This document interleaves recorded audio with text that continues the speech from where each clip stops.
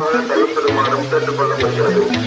இயற்கை அன்னை வழங்கிய தூய்மையான மூலிகை அருவியை எவ்வித வேதிப்பொருட்களும் கலக்காமல் குடித்து இயற்கைக்கு பெருமை சேர்த்திட வேண்டுமாய் உங்களை அனைவரையும் அன்போடு கேட்டுக்கொள்கிறோம்.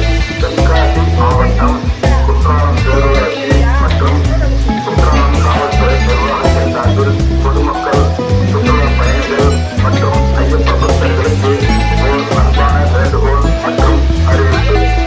நமக்கு குற்றாலம் இயற்கை தந்த கொடை. இக்குற்றாலத்தில் பேணி காத்து வர வேண்டியது நமது அனைவரின் கடமை என்பதால் மதுரை உயர்நீதிமன்றத்தால் அருவி பகுதிகளில் குளிப்பவர்கள் சோப்பு, ஷாம்பு, எண்ணெய் போன்ற வேதிப்பொருட்கள் பயன்படுத்த தடை செய்யப்பட்டுள்ளது. இத்தடையை மீறி பயன்படுத்துபவர்களுக்கு ரூபாய் 500 அபராதம் விதிக்கப்படுவதுடன் காவல்துறை மூலம் உரிய நடவடிக்கை மேற்கொள்ளப்படும் என அறிவிக்கப்படுகிறது.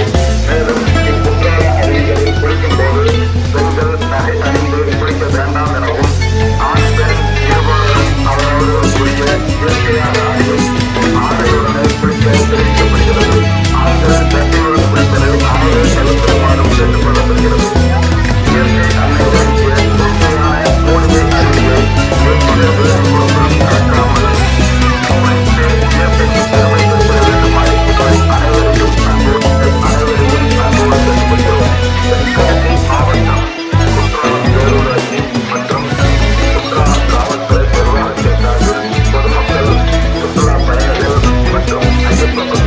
அன்போடு கேட்டுக்கொள்கிறோம்.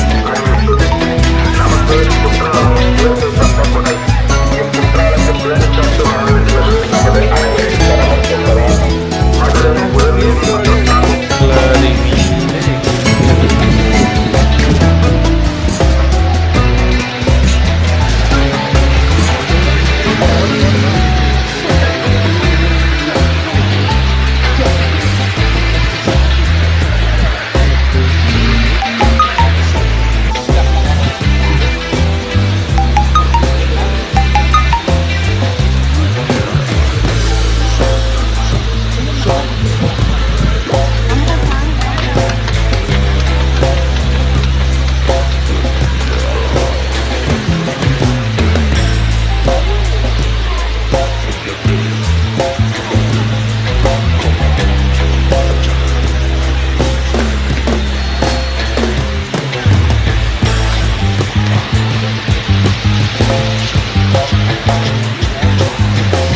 உயர்நீதிமன்றத்தால் நூறு இருக்கு சார்.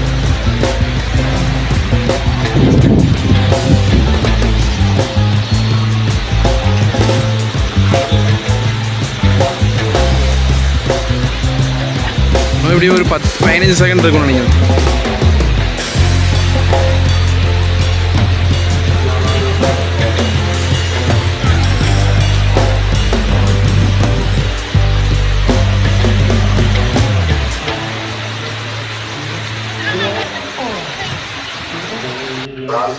மதுரை உயர்நீதிமன்றத்தால் அருவி பகுதிகளில் குளிப்பவர்கள் சோப்பு, ஷாம்பு, சீகைக்காய், எண்ணெய் போன்ற வேதிப்பொருட்கள் பயன்படுத்த தடை செய்யப்பட்டுள்ளது.